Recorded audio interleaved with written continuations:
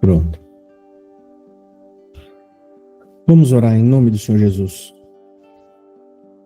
Senhor Deus e nosso Pai, em nome de Jesus, estamos em Sua presença, Senhor, agora, todos nós reunidos dentro dessa sala virtual para estudarmos a Sua palavra, Senhor. Amado Deus, cremos que essa é a Sua vontade, de que pela Escritura Sagrada nós possamos Te conhecer melhor, Senhor. Saber a Sua vontade, Pai amado. Conhecer, Pai eterno, o Deus Criador de todas as coisas, porque Tu deixou tudo registrado na Sua palavra, que é as Escrituras Sagradas, e pedimos que o Senhor abençoe esse estudo, Pai. Permita que possa produzir frutos na vida de todos que aqui estão, Senhor, para que possamos desenvolver mais a nossa fé, Pai eterno, desenvolver cada vez mais os dons que o Senhor já está nos dando, Pai amado. Abençoa-nos no nome de Jesus. Também, Deus, aproveitando, Senhor, estamos em Tua presença e queremos pedir perdão dos nossos pecados, Senhor. Os nossos inúmeros pecados, perdoa-nos em nome de Teu Filho e nosso Senhor Jesus Cristo, Pai. Pai amado, aqui também, Senhor eterno, nós deixamos os nossos afazeres e viemos para cá, Senhor, mas cada um de nós tem a nossa vida, uma vida cheia de lutas e tribulações. Te pedimos, dá força, nos ajude. As irmãs que estão aqui comentaram, Pai, que não estão bem de saúde, toma conta, Senhor, aliviando a dor delas, Pai. Ajuda, Senhor amado, para que elas possam encontrar um pouco de alívio no seu sofrimento. Querido Deus, todas as outras coisas nós cremos que está sob o seu controle e o Senhor está na vida de cada um que aqui está. Amado Deus, abençoa-nos em tudo e esta oração que nós fazemos e colocamos em Tua presença é feita em nome de Teu Filho e o nosso amado Jesus Cristo. Amém. Amém. Amém. Amém. Amém. Vamos ler a partir do versículo 4. Eu vou compartilhar com vocês aqui, tá? Vamos. Juízes capítulo 4. Os filhos de Israel tornaram a fazer o que era mal perante o Senhor, depois de falecer Eude. Entregou-os o Senhor nas mãos de Jabim, rei de Canaã, que reinava em Azor. Sísera era o comandante do seu exército, o qual então habitava em Arosete-Agoim. Clamaram os filhos de Israel ao Senhor, porquanto Jabim tinha 900 carros de ferro e por 20 anos oprimia duramente os filhos de Israel. Débora, profetisa, mulher de Lapidote, julgava a Israel naquele tempo. Ela atendia debaixo da palmeira de Débora, entre Ramá e Betel, na região montanhosa de Efraim. E os filhos de Israel subiam a ela juízo. Mandou ela chamar a Baraque, filho de Abinoão, de Quedes de Naftali, e disse-lhe: Porventura o Senhor Deus de Israel não deu ordem, dizendo: Vai e leva gente ao monte Tabor, e toma contigo 10.000 homens dos filhos de Naftali e dos filhos de Zebulon? E farei ir a ti para o ribeiro de Quizon a Sísera, comandante do exército de Jabim, com seus carros e as suas tropas, e o darei nas tuas mãos. Então lhe disse Baraque: Se fores comigo, irei. Porém, se não fores comigo, não irei. Ela respondeu: Certamente irei contigo, porém não será tua a honra da investida que empreendes, pois às mãos de uma mulher o Senhor entregará a Sísera. E saiu Débora e se foi com Baraque para Quedes. Então Baraque convocou a Zebulon e a Naftali em Quedes, e com ele subiram 10.000 homens, e Débora também subiu com ele. Ora, Éber, queneu, se tinha apartado dos queneus, dos filhos de Iobabe, sogro de Moisés, e havia armado as suas tendas até ao carvalho de Zananim, que está junto a Quedes. Anunciaram a Sísera que Baraque, filho de Abinoão, tinha subido ao monte Tabor. Sísera convocou todos os seus carros, 900 carros de ferro, e todo o povo que estava com ele, de Arosete-Agoim para o ribeiro de Quizon. Então disse Débora a Baraque: Dispõe-te, porque este é o dia em que o Senhor entregou a Sísera nas tuas mãos. Porventura o Senhor não saiu adiante de ti? Baraque, pois, desceu do monte Tabor, e 10.000 homens após ele. E o Senhor derrotou a Sísera e todos os seus carros e a todo o seu exército a fio de espada diante de Baraque.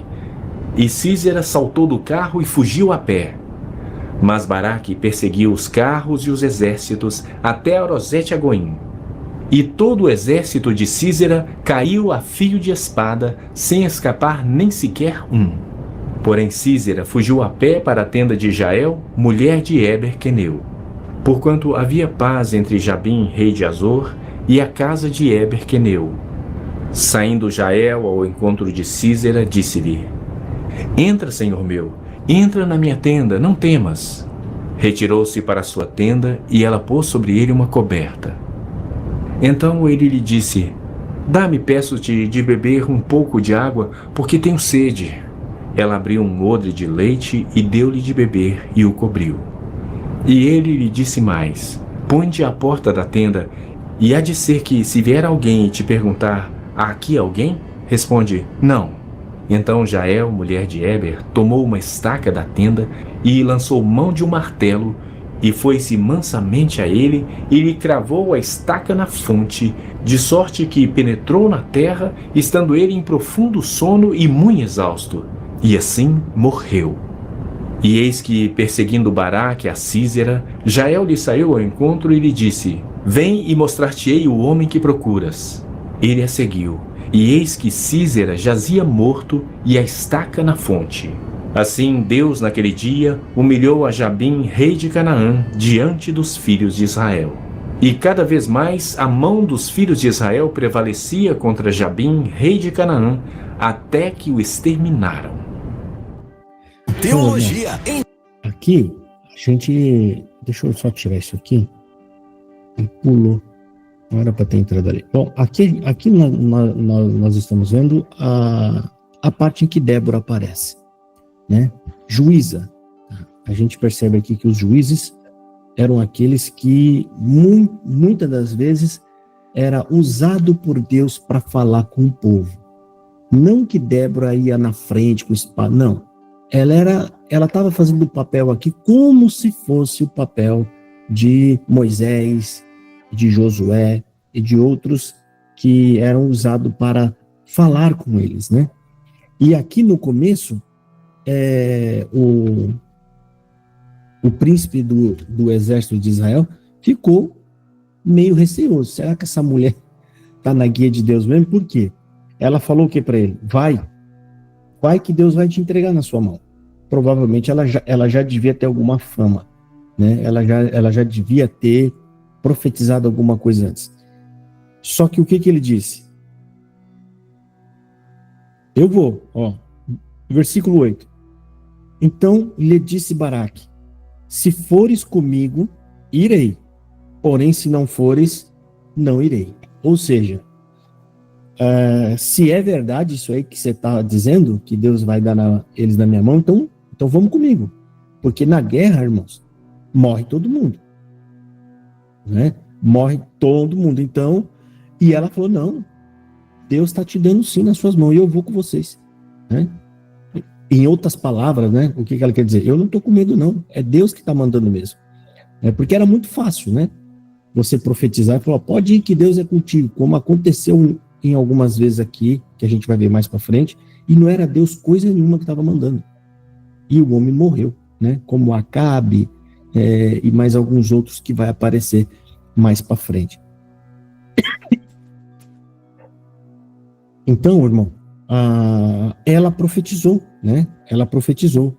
Aqui no versículo 10 está falando: então Baraque convocou a Zebulon e a Naftali em Quedes e subiu com 10.000 homens após ele. E Débora subiu com ele. Ou seja, ela foi junto. Não ficou para trás, não.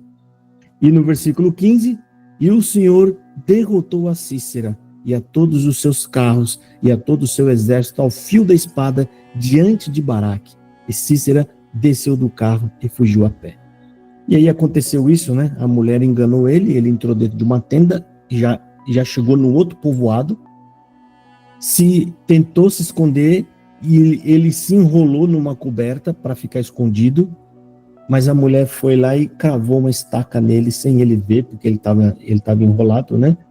Porque ela não ia trair o general é meio que general, né? Do exército de Israel. E essa aqui, então, é a história de Débora, tá? É a história de Débora, que aparece como uma das juízas, tá? Uma das juízas.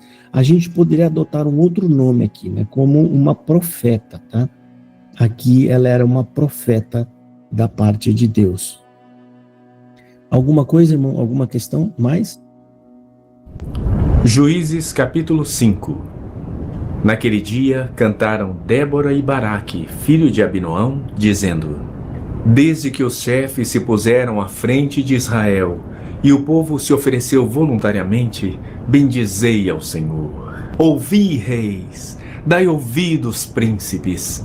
Eu mesma cantarei ao Senhor, salmodiarei ao Senhor, Deus de Israel. Saindo tu, ó Senhor, de Seir, marchando desde o campo de Edom, a terra estremeceu. Os céus gotejaram, sim, até as nuvens gotejaram águas. Os montes vacilaram diante do Senhor e até o Sinai diante do Senhor, Deus de Israel. Nos dias de Sangar, filho de Anate, nos dias de Jael, cessaram as caravanas e os viajantes tomavam desvios tortuosos. Ficaram desertas as aldeias em Israel. Repousaram até que eu, Débora, me levantei. Levantei-me por mãe em Israel. Escolheram-se deuses novos. Então a guerra estava às portas. Não se via escudo nem lança entre 40.000 em Israel. Meu coração se inclina para os comandantes de Israel, que voluntariamente se ofereceram entre o povo. Bendizei ao Senhor. Vós, os que cavalgais jumentas brancas, que vos assentais em juízo e que andais pelo caminho, falai disto. A música dos distribuidores de água, lá entre os canais dos rebanhos, falai dos atos de justiça do Senhor, das justiças à prol das suas aldeias em Israel. Então o povo do Senhor pôde descer ao seu lar. Desperta, Débora, desperta, desperta, acorda, entoa um cântico. Levanta-te, Baraque, e leva presos os que te prenderam, tu, filho de Abinoão. Então desceu o restante dos nobres, o povo do Senhor em meu auxílio contra os poderosos. De Efraim, cujas raízes estão na antiga região de Amaleque, desceram guerreiros. Depois de ti, ó Débora, seguiu Benjamim com seus povos. De Maquir desceram comandantes, e de Zebulon os que levam a vara do comando. Também os príncipes de Issacar foram com Débora. Issacar seguiu a Baraque, em cujas pegadas foi enviado para o vale. Entre as facções de Ruben houve grande discussão. Por que ficaste entre os currais para ouvires a flauta? Entre as facções de Ruben houve grande discussão. Gileade ficou da além do Jordão, e Dan, por que se deteve junto a seus navios? Azer se assentou nas costas do mar e repousou nas suas baías. Zebulon é o povo que expôs a sua vida à morte, como também Naftali, nas alturas do campo. Vieram reis e pelejaram. Pelejaram os reis de Canaã em Tanaque, junto às águas de Megido. Porém, não levaram nenhum despojo de prata. Desde os céus pelejaram as estrelas contra Císera. Desde a sua órbita o fizeram. O ribeiro Quizon os arrastou. Quizon, o ribeiro das batalhas. Avante, ó minha alma, firme. Então as unhas dos cavalos socavam pelo galopar, o galopar dos seus guerreiros. Amaldiçoai a Meroz, diz o anjo do Senhor. Amaldiçoai duramente os seus moradores, porque não vieram em socorro do Senhor e seus heróis. Bendita seja sobre as mulheres Jael, mulher de Éber, o queneu. Bendita seja sobre as mulheres que vivem em tendas. Água pediu ele, leite lhe deu ela. Em taça de príncipes lhe ofereceu nata. A estaca estendeu a mão, e ao maço dos trabalhadores a direita. E deu o golpe em Císera, rachou-lhe a cabeça, furou e traspassou-lhe as fontes. Aos pés dela se encurvou, caiu e ficou estirado. A seus pés se encurvou e caiu. Onde se encurvou, ali caiu morto.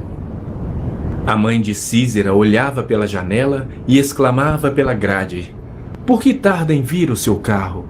Por que se demoram os passos dos seus cavalos? As mais sábias das suas damas respondem, e até ela a si mesmo respondia: porventura não achariam e repartiriam despojos?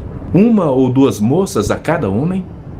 Para Císera, estofos de várias cores de bordados. 1 ou 2 estofos bordados para o pescoço da esposa? Assim, ó Senhor, pereçam todos os teus inimigos.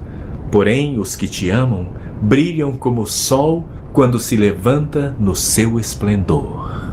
E a terra ficou em paz 40 anos. Bem, irmãos, aqui é um cântico, né? Eles faziam muito isso quando estavam alegres, quando tinham grandes vitórias, né? Eles cantavam. Mas uma observação para fazer aqui. Um grande inimigo que estava maltratando o povo, né? Foi derrotado pelas mãos de 2 mulheres. Uma com o dom de Deus, de profecia, com a visão de Deus, que deu ordem para que o exército fosse, que saía vitorioso. E foi e saiu vitorioso. E a outra, que quando o rei, fugindo, se escondeu na cabana dela, foi pela mão de uma outra mulher que o maior adversário morreu ali, né? Então a gente começa a observar aqui que parece que não, mas as mulheres têm participações importantes aqui em toda a história da Escritura. Sim, irmã Carminha, pode falar. Oi, irmão. Embora a Débora fosse uma mulher valente, né? Não, mas não era juíza, não, né? Fazia o papel de profeta. Isso, era um papel de profeta. Aqui, vejam que o livro é Juízes. São vários, por isso que está no plural, juiz. Juízes pode ser um homem valente, que acaba dando ordem no povo, ou pode ser alguém que tenha visão e como de um profeta, que acaba sendo usado lá por Deus para vencer os adversários. Juízes são aqueles que venciam adversários. Vocês podem ver que todos eles, assim como Débora foi usada para dar uma revelação da parte de Deus para que eles vencessem adversários, quem são os outros juízes? Sansão, que derrotava os adversários, né? Você tem Jefté, você tem Gideão, você tem todos esses homens que eram usados por Deus para derrotar os adversários. Então, como o povo de Israel não tinha um líder que era o rei, então a Escritura chama essas pessoas que apareciam do meio do povo com algum chamado de Deus, eles tinham alguma coisa de Deus deles. Então a Escritura chama eles de juízes, por quê? Porque eles não têm rei. E quando que acabam os juízes? Quando que acaba os juízes? Eu vou fazer uma pergunta, eu sei que a gente ainda não chegou lá, mas eu acabei de dizer mais ou menos o que vai acontecer. Quando que os irmãos acham que vai acabar os juízes? Não vai ter mais juízes. Por que não teve mais juízes? Porque vai de um rei? Isso, exatamente. Porque isso levanta um rei. O rei é um representante. O rei, gente, era sempre o cabeça do povo. É o que diz para onde nós vamos, para que lado a gente vai, o que a gente vai fazer. Por isso que na história de Israel, quando tinha um rei ruim, todo o povo sofria. É igual uma casa. Quando você tem pessoas que governam uma casa que é totalmente sem noção, né, sem linha, a casa sofre. Tá? A pessoa ganha bem, mas não consegue administrar o dinheiro que ganha, e a casa vive em sofrimento. É a mesma coisa aqui. Tá? Então, como eles não tinham rei, porque Deus era o rei deles. Quem está por trás dos juízes, gente? Quem é que, na verdade, estava dando a vitória? Aqui, nesse caso, quem foi de verdade que deu a vitória para eles? Foi a mulher que colocou a estaca na cabeça do... Quem está por trás dessa mulher? Quem está por trás de Débora, irmã? Deus. Isso, Deus. Então Deus é o líder de verdade. Deus é o rei. E isso a gente vai ver como Deus vai ficar triste quando o povo vai até Samuel. A gente vai ver mais para frente. E o que eles falam? Olha, Moisés, a gente quer um rei. Todo mundo tem rei. Só nós não tem rei. O que Deus sente com isso? Suponhamos que vocês, gente, suponhamos que vocês resolvem adotar. Que tristeza, irmão José. Isso. Deus fica muito triste porque até agora eles não entenderam que eu sou o rei deles. Suponhamos que vocês adotem 5 crianças e você faz de tudo para o bem dessas crianças. Trabalha, cuida, levanta de madrugada para cobrir as crianças e de repente essas crianças crescem, ficam adultas, estão lá com 20 ou 30 anos e você ouve uma delas dizendo assim: eu nunca tive mãe mesmo, nem pai. O que você vai sentir, irmão? É muita tristeza. Exatamente, Mancaninha. Foi o que Deus sentiu quando aquele povo falou: queremos um rei, nós não temos rei. Fala: eu tirei vocês pela mão, eu peguei na mão. Não é tirei pela mão puxando, irmão. É aquela mão de pai que estenda: me dá a mão, filho. Eu vou tirar você desse Egito e esse povo nunca mais vai escravizar vocês. Deus fez isso com amor, tirou eles daquele lugar, né? E trouxe, tá? Então, é o que a gente vai ver mais para frente. Então, Juízes, irmã Carminha, significa que Deus está se usando de alguém para tirar eles debaixo de um sofrimento, tá? Todas as vezes que vocês vê em Juízes algum servo ou serva de Deus sendo usado, pode observar, é porque o povo está sendo escravizado. Eles se desviaram de Deus, traíram Deus, ou adoraram outros deuses, aí vem a desgraça, e aí depois de tanto sofrer, de tanto que eles pedem misericórdia, Deus vai lá e usa de alguém. Esse alguém é chamado pelos escritores da Bíblia de juízes, tá? Independente se é ele a pessoa valente ou se é alguém que está tendo uma revelação. Entendeu? Tá bom. Obrigada, irmão. Deus abençoe. Amém, irmã. A irmã Elaine, pode falar, irmã Elaine. Se a irmã estiver falando, tem que abrir o áudio, tá? Eu não estou te ouvindo. Dá para ouvir agora? Sim, agora dá. Eu queria entender aqui no versículo 24, eu queria entender quem que matou Cícero, porque aqui diz, a partir do 24, bendito seja sobre as mulheres, Jael, mulher de Heber. O queneu, bendita seja todas as mulheres nomadas. Ele mais para baixo diz que mataram ela, né? Quem que matou ela? Eu achei que era Débora, no decorrer da leitura. Então não foi Débora que matou Cícera. Cícera aqui é um homem, tá? É um homem? É um homem, ele é o rei. Tá? Ele é o rei daquele povo. E quem matou foi Jael. Aqui, ó. Vamos ler. Que é Cícero. Eu estava deduzindo como nome feminino. Que parece, né? Então vamos ler aqui rapidamente, a partir do versículo 18. Ó. E Jael saiu ao encontro de Cícera e disse-lhe: entra, Senhor meu, entra aqui, não temas. Ele entrou na sua tenda, e ela o cobriu com uma coberta. E ela, presta atenção, até Jael parece o nome de um homem, mas é uma mulher, tá? E ao contrário de Cícera, né? Cícera é um homem. Então, ó, e ela o cobriu com uma coberta. Então, ele lhe disse, ele, ó, tá vendo? Homem. Quem é ele? É o Cícera que falou. Então, ele lhe disse, dá-me, peço-te de beber um pouco de água, porque tenho sede. Por quê? Ele veio correndo. Ele estava correndo, provavelmente aqui por horas, tá? Correndo. Então, ela, que é a Jael, ela abriu um odre de leite e deu-lhe de beber e cobriu. Entendeu, irmã? Deu para entender? Entendi. Não, agora eu entendi os nomes. Eu achei que fui acostumado de hoje em dia, Cícera. É Cícera. É que a gente está confundindo Cícera com Císera. Císera, né? Císera ou Cisera, né? Que lá também tem que outras colocações. Hoje em dia, Cícera é nome feminino, né? Hoje, para nós, né? Naquela época, então, era, no caso, nome masculino, né? É que o nome Cícera é um pouquinho diferente, né? Ele é com C. Aqui é Císera. Sim, não, mas Aqui no versículo 21... Não, agora eu entendi. Aqui no versículo 21, ainda deixa mais claro sobre a pessoa que matou o rei, né?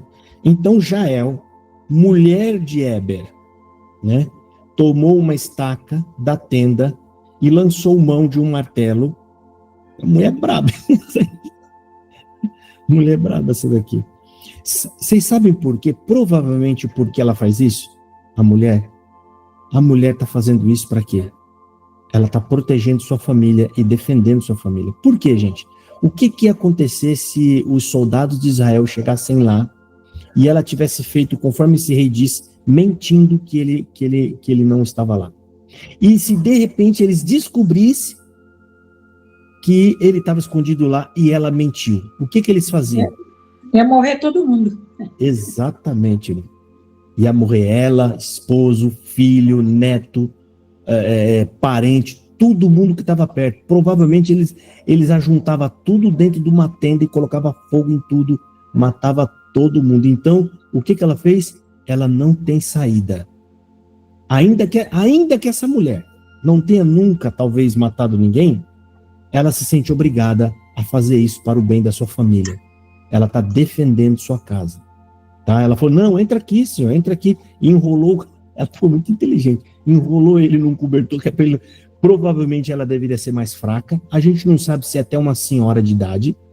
A gente não sabe. Vamos pegar aqui a irmã Dorinha. Olha a irmã Dorinha, que brava. Né? Enrolou ele lá. Ela não tem força. Ela fez o quê? Ela usou inteligência. Enrola aqui nesse cobertor e eu vou colocar esse cobertor no cantão lá da tenda e todo mundo vai achar que é os cobertor. Porque lá, gente, eles dormiam, quando eles acordavam, eles enrolavam os tapetes, cobertor e colocava tudo no cantinho lá. Ficava tudo lá no canto. Enrolou o cara lá, ele não tem como escapar mais. E ainda assim, ela esperou ele dormir. Ele estava num sono profundo. Provavelmente era uma mulher de idade, uma senhora. Por que essa informação é importante? Né? Não é bem uma informação. A gente está fazendo uma conjectura, tá? Por quê? Porque se ela é uma senhora, ela tem esposo, filhos, neto, bisneto, ou seja, ia morrer muita gente. Então ela fez isso aqui defendendo sua família, tá? Que é isso que Deus espera de nós, que a gente defenda a nossa família. Tá? Que a gente esteja sempre pronto a proteger a nossa família. Porque se nós não proteger a nossa família, quem vai proteger? Se é a gente, tem que ser os primeiros a defender. É óbvio, né, irmão? A gente não pode defender com coisa errada, né? Fazendo coisa errada. Tá bom então, irmãos? Tá bom, Deus abençoe. Amém. Então vamos pular aqui para frente. Eu não lembro se eu ia comentar alguma coisa aqui ou não. Acho que foi só isso, né? Vamos para o capítulo 6, então, tá? Vamos seguir aqui, capítulo 6. Juízes, capítulo 6. Fizeram os filhos de Israel o que era mal perante o Senhor. Por isso, o Senhor os entregou nas mãos dos midianitas. Eu vou fazer uma pausa aqui para fazer um comentário. Observa que eles estavam servindo como praticamente sendo abusado pelo povo de Cícera. Aí o que Deus faz? Levanta Débora e consegue matar todo aquele exército. Aí o que acontece com eles? Eles ficam libertos. Provavelmente, gente, do capítulo 5 ao 6, não foi assim, hoje segunda, amanhã terça. Não. Levou anos aqui, tá? Provavelmente o povo ficou muito tranquilo. O que o capítulo 6 já vai começar a contar de novo? Lá vai os povos de Israel agora sendo escravo praticamente dos medianitas. Observa que quando vai contar a história de outro juiz, conta o que primeiro? O que eu falei há pouco tempo aqui atrás? O povo está como? Rebelde, traído. Isso, eles se rebelaram contra Deus e já estão fracos de novo e já estão sendo escravizados por outros povos. Aqui é o capítulo 6. E já começa dizendo, ó, porém, os filhos de Israel fizeram o que era mal aos olhos do Senhor. Olha só, eles já tinham feito coisa errada, já tinha sido como se fosse perdoado quando Deus livra eles, é que Deus resolveu ajudar eles de novo, então perdoou eles de novo, e aqui eles já estão em desobediência de novo. E aí o que acontece? E o Senhor os deu nas mãos dos medianitas por 7 anos. E aí é que vai contar a história agora, e essa aqui é a história de quem? Qual que é o outro juiz? Gideão. Vai contar a história de Gideão. Vamos lá, vamos soltar agora aqui o áudio. Midianitas por 7 anos. Prevalecendo o domínio dos midianitas sobre Israel, fizeram estes para si, por causa dos midianitas, as covas que estão nos montes, e as cavernas e as fortificações. Porque cada vez que Israel semeava, os midianitas e os amalequitas, como também os povos do Oriente, subiam contra ele. E contra ele se acampavam, destruindo os produtos da terra até a vizinhança de Gaza, e não deixavam em Israel sustento algum, nem ovelhas, nem bois, nem jumentos. Pois subiam com seus gados e tendas, e vinham como gafanhotos em tanta multidão que não se podia contar, nem a eles, nem aos seus camelos, e entravam na terra para destruir. Assim, Israel ficou muito debilitado com a presença dos midianitas. Então, os filhos de Israel clamavam ao Senhor. Tendo os filhos de Israel clamado ao Senhor por causa dos midianitas, o Senhor lhes enviou um profeta que lhes disse: Assim diz o Senhor, Deus de Israel: Eu é que vos fiz subir do Egito e vos tirei da casa da servidão. E vos livrei da mão dos egípcios e da mão de todos quantos vos oprimiam. E os expulsei de diante de vós e vos dei a sua terra. E disse: Eu sou o Senhor vosso Deus. Não temais os deuses dos amorreus, em cuja terra habitais. Contudo, não destes ouvidos à minha voz. Então veio o anjo do Senhor e assentou-se debaixo do carvalho que está em Ofra, que pertencia a Joás a Biesrita. E Gideão, seu filho, estava malhando trigo no lagar para o pôr a salvo dos midianitas. Então o anjo do Senhor lhe apareceu e lhe disse: O Senhor é contigo, homem valente. Respondeu-lhe Gideão: Ai, Senhor meu, se o Senhor é conosco, por que nos sobreveio tudo isto? E que é feito de todas as suas maravilhas que nossos pais nos contaram, dizendo: Não nos fez o Senhor subir do Egito? Porém agora o Senhor nos desamparou e nos entregou nas mãos dos midianitas. Então se virou o Senhor para ele e disse: Vai nesta tua força e livra Israel da mão dos midianitas. Porventura não te enviei eu? E ele lhe disse: Ai, Senhor meu, com que livrarei Israel? Eis que a minha família é a mais pobre em Manassés, e eu, o menor na casa de meu pai.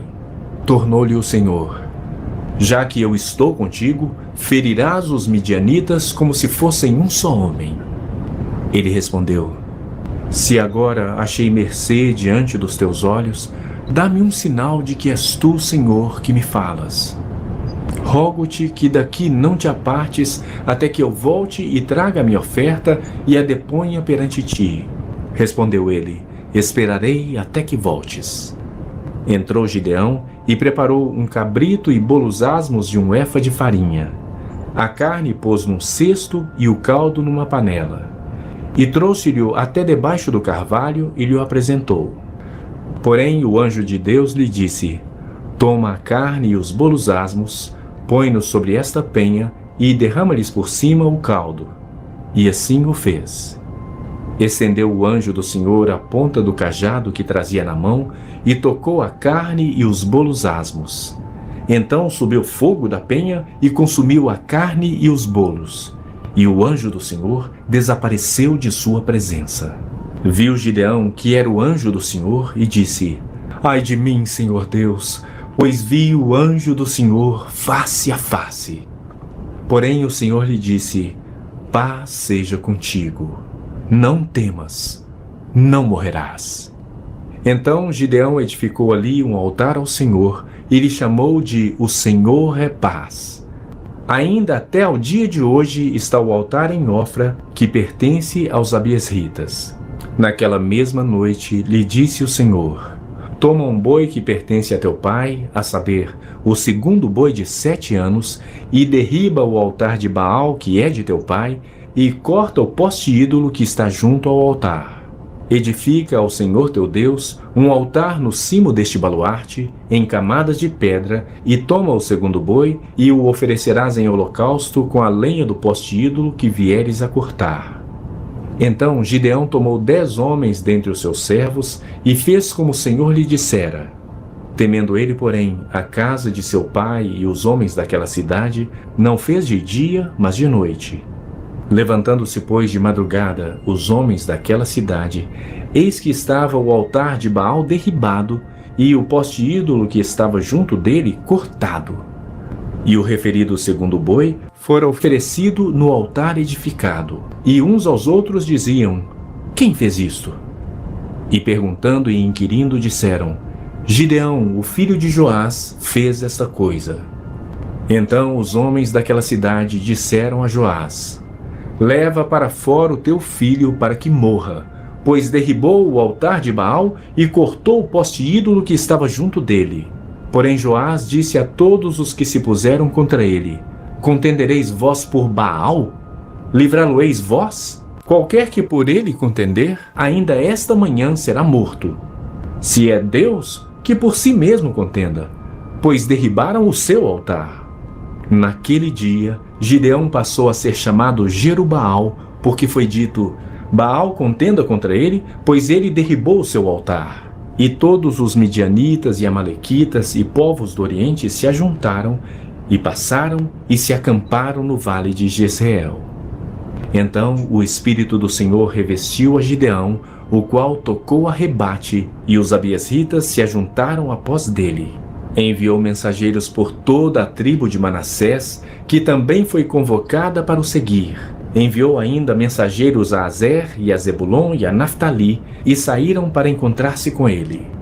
Disse Gideão a Deus: se hás de livrar a Israel por meu intermédio, como disseste, eis que eu porei uma porção de lã na eira. Se o orvalho estiver somente nela e seca a terra ao redor, então conhecerei que hás de livrar Israel por meu intermédio, como disseste. E assim sucedeu, porque ao outro dia se levantou de madrugada e, apertando a lã, do orvalho dela espremeu uma taça cheia de água. Disse mais Gideão: não se acenda contra mim a tua ira, se ainda falar só esta vez. Rogo-te que mais esta vez faça eu prova com a lã, que só a lã esteja seca e na terra ao redor haja orvalho. E Deus assim o fez naquela noite, pois só a lã estava seca e sobre a terra ao redor havia orvalho. Bom, irmãos, aqui acho que tem bastante coisa para a gente comentar aqui, né? Tem bastante coisas aqui. Bom, primeiro, o anjo aparece para ele, mas de primeiro momento, parece que ele não entende que é um anjo. Ele vê que é alguém diferente, né? Porque só depois é que ele percebe, era um anjo. Só quando ele vê o camarada subindo que ele fala: meu Deus, era um anjo apareceu para mim. E o que é interessante, né? Vamos ler aqui, ó. Então o Senhor olhou para ele e disse, aliás, mas vamos pegar a parte que o anjo fala. Versículo 11. Então o anjo do Senhor veio e assentou-se debaixo do carvalho que está em Ofra. Aqui é quem está escrevendo que tá dizendo que é um anjo. Não que Gideão percebeu de imediato que era um anjo, né? Aí ele fala que pertencia a Joás Abzerrita, e Gideão, seu filho, estava malhando o trigo no lagar para o salvar dos medianitas. Então o anjo do Senhor lhe apareceu e lhe disse: o Senhor é contigo, homem valoroso. Mas Gideão lhe respondeu: Senhor meu, se o Senhor é conosco, por que tudo isso nos sobreveio? e que é feito de todas as suas maravilhas que nossos pais nos contaram, dizendo, não nos fez o Senhor subir do Egito? Ou seja, Gideão está conversando com alguém. Parece que aqui ele ainda não percebeu, tá? Então o anjo do Senhor olhou para ele e disse, vai nesta tua força, e livrarás Israel das mãos dos midianitas, porventura não te enviei eu? E ele lhe disse, ai Senhor meu, com que livrareis Israel? Eis que a minha família é a mais pobre em Manassés, e eu o menor na casa de meu pai.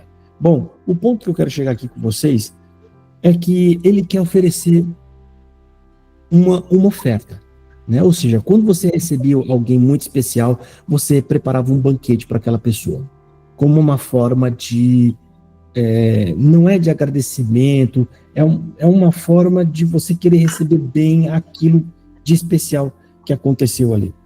Só que é aí que entra a coisa.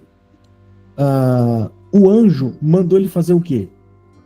Porém, o anjo de Deus lhe disse, quando ele trouxe todas as coisas, a comida, o carneiro, com tudo, ó, toma a carne e os pães asmos e põe-na sobre esta penha e derrama-lhe o caldo.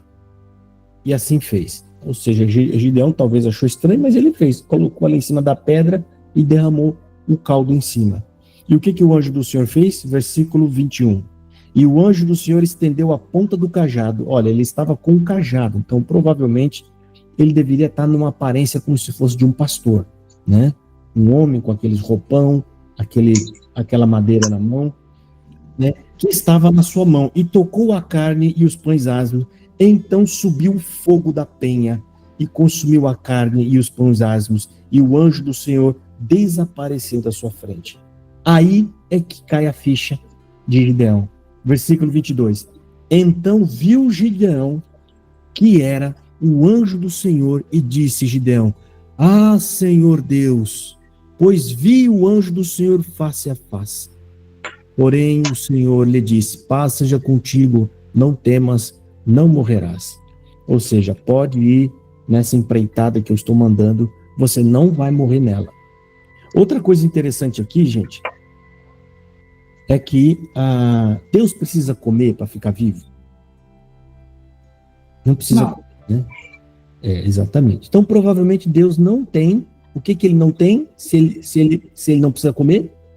Ele não come nem intestino. Alimento. Ele não tem intestino. Dá para a gente começar a ter uma visão do que é Deus quando a gente começa a eliminar coisas que nós precisamos para viver nessa terra. Essa carne aqui, nossa, essa carne de osso aqui, carne, ela precisa de coisas que estão na terra. Fósforo, cálcio, potássio. E Deus coloca essas coisas em nós através de alimento. Quando a gente come, a gente está comendo o que é chamado de vitamina para manter essa carne em pé, viva. Né? É a forma de Deus alimentar essa carne. É o combustível nosso, é a comida. Deus não precisa dessas coisas. Então dá para ter uma noção que Deus, nós somos a imagem e semelhança dele, mas não exatamente a imagem igualzinha a nossa. Não é. Tá? A Bíblia fala que ele é espírito.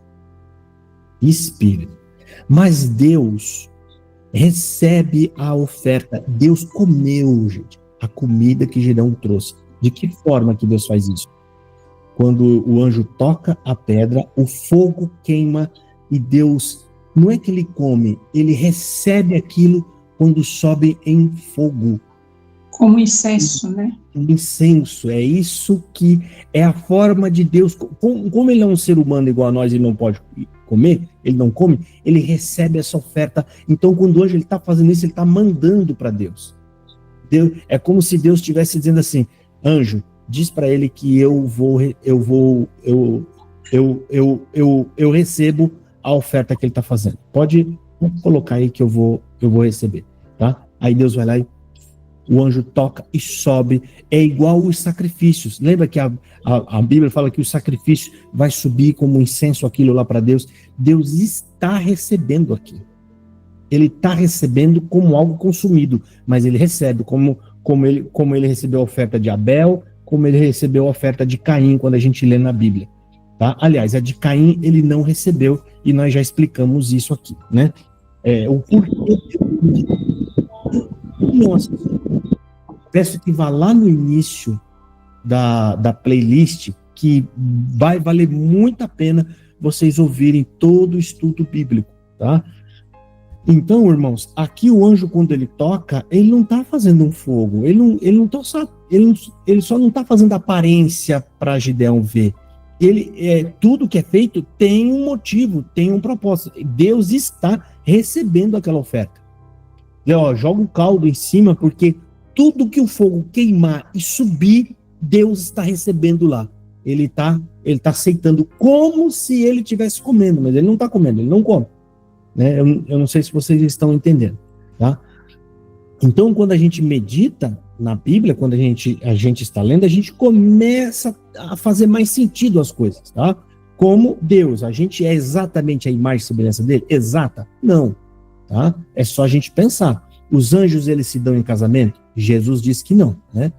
Que nós seremos como os anjos, ele falou, que não se dá em casamento. Se não se dá em casamento, irmão, não tem órgão reprodutor. Olha aí, já começa a eliminar algumas coisas que estão no nosso corpo que não vai ter lá. Órgão reprodutor. Então, se não tem órgão reprodutor, não tem filho. Se não tem filho, não tem seio. Não tem homem, não tem mulher. Por quê? Precisa de homem e mulher para ter a conjunção, para nascer uma outra pessoa. Não vai ter mais isso. Entendeu? Então, muita coisa, ou seja, não vai ser exatamente igual nós estamos vendo aqui. Por isso que a Bíblia fala que o nosso corpo será transformado. A gente vai adquirir a forma corpórea, né, igual, semelhante à dos anjos. É um outro tipo de corpo, tá? É diferente. Bom, e avançando aqui, então, a gente vai aqui para Gideão. Então, Deus faz o que com ele? Gideão, gente, ele precisa fazer o quê? Ele vai precisar ajuntar um grupo de homens, um exército praticamente, não vai? Ele não pode sair na rua e falar, gente, vamos comigo. Não pode, né? Ninguém vai. O que Deus pede para ele fazer então? Eu vou mostrar, aliás, eu quero que você me obedeça. Vai lá, eu acho que as terras, a fazenda do pai dele, aonde tinha um ídolo Baal. Gente, olha só, eles estavam adorando o Baal, gente. Eles tinham ídolos, né? Tudo que Deus falou para eles, não vá após os outros ídolos, os outros deuses, porque eles não são deuses. E aí, Deus pede para Gideão entrar nas terras do pai dele, que provavelmente era muito mais forte do que ele, mais poderoso, tinha mais gente, e de noite ele vai lá e derruba o altar, os ídolos, e as madeiras que era usada lá, que era para fazer o altar, foi usada para fazer a queimada, né? Para queimar as coisas. Por quê? Porque isso chamou atenção. No outro dia, veio um monte de gente. Eles iam fazer o quê? Eles iam pegar Gideão. Mas é isso que Deus queria, que eles viessem. Provavelmente Deus colocou um discurso na boca de Gideão. Aqui não fala, mas é muito provável que Gideão falou para eles, o anjo me apareceu. E nós não vamos vencer os midianitas se vocês estiverem adorando outros deuses. Vocês se desviaram. Óbvio que antes dessa conversa, o que o pai de Gideão falou? Ele já foi mais inteligente. Ele falou o quê? Eles falaram o seguinte, versículo 29, olha só. E uns aos outros disseram, quem fez essas coisas? E esquadriando e inquirindo disseram, Gideão, o filho de Joás, fez essas coisas. Então os homens daquela cidade disseram a Joás, tira para fora teu filho para que morra, pois derrubou o altar de Baal e cortou o bosque que estava ao pé dele. Porém Joás disse a todos os que puseram contra ele, contendereis vós por Baal? O que ele falou? Vocês estão vindo aqui arrumar contenda para defender um ídolo de fora. Aí ele falou, qualquer que por ele contender, ainda esta manhã será morto. Se é Deus, por si mesmo contenda, pois derrubou o seu altar. O que ele falou? Se esse Baal é Deus, deixa que ele se defenda, porque Gideão, ele derrubou o altar dele. Ou seja, o que ele está querendo dizer? O nosso Deus, sim, ele vem e ele defende o legado dele. Ele já abriu a terra, engoliu gente, ele já fez descer fogo do céu. Aí ele segue dizendo no versículo 32, por isso naquele dia lhe chamaram Jerubaal, dizendo, Baal contenda contra ele, pois derrubou o seu altar. E todos os midianitas e amalequitas e os filhos do Oriente se ajuntaram e passaram e acamparam no vale de Zerrim. Por que está falando isso aqui no versículo 33? É óbvio que isso aqui está resumido. No versículo 33 está querendo dizer o quê? Que a notícia chegou nos medianitas, né? Provavelmente chegou lá, e eles já se arrumaram e já se ajuntaram. Quando fala que se ajunta, é que eles estão se preparando para a guerra. Então, provavelmente, eles ouviram falar, olha, lá no meio do povo de Israel, lá, tem um camarada lá que já mandou convocar o povo e não vai querer mais servir nós. Aí eles já se ajuntaram, se preparando para a guerra. E, provavelmente, como Gideão deve ter falado para aquele povo naquele discurso do pai dele, é óbvio que não falou só aquela frase e acabou ali a conversa. Não, essas conversas duraram horas, 2 horas, 3 horas, né? Porque ninguém vai vir de cavalo de uma terra lá a 4 quilômetros, 10 quilômetros, só para ouvir uma coisa dessa e voltar para trás. Então, eles devem ter inquirido Gideão, e Gideão deve ter contado, gente, é o seguinte, um anjo me apareceu. E provavelmente, gente, se a irmã Dorinha estiver aqui com nós agora, e chegar em nós tudo que está aqui, ó, a irmã Salete, a Graça, o Cristiano, a irmã Elaine Godoy, Carminha, eu, e todas as pessoas que estiverem aqui, e a irmã Dorinha falar o seguinte, gente, vamos por esse caminho, e a gente sabe que tem um monte de leão lá, tem um monte de leão, eles vão comer nós, e a irmã Dorinha vai falar o seguinte, o anjo me apareceu e falou para nós ir por aqui. A gente vai? Sim. A gente vai? Vamos confiar na irmã Dorinha. Não vai. Então, o que Gideão fez? Tá aqui no texto, tá? Isso que Gideão fez, provavelmente, não foi só dele, da cabeça dele. Foi o pessoal que falou, Gideão, é o seguinte, se Deus apareceu para você mesmo, como você está dizendo por aí, vamos fazer um teste. Então, esse teste aqui, gente, esse sinal, muito provavelmente, é um sinal de que eles discutindo, falou, Gideão, nós vamos sair com a turminha aqui, você está dizendo que é nós mesmo, que é para ir? É para ir, rapaz, os caras estão em mais de 1 milhão, eu não sei quem viu uma pegadinha aí, que tem uma pegadinha esqueci o nome lá de um guerreiro lá da Grécia, esqueci o nome do guerreiro da Grécia, ele falou assim, quantos que tem lá? Uns 1.000? Não, um pouco mais. Os caras que iam com ele na guerra. Quanto então seria, ô Leona? Uns 2.000? Um pouco mais.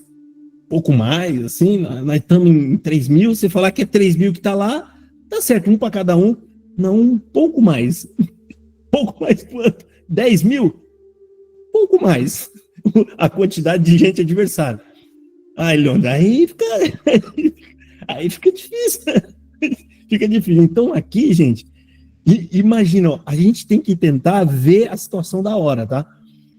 Eles não podiam simplesmente falar para alguém viu. Aqui tá falando que alguém viu Gideão conversar com o anjo. Ninguém viu. Gideão bateu uma foto. Ele tem uma selfie.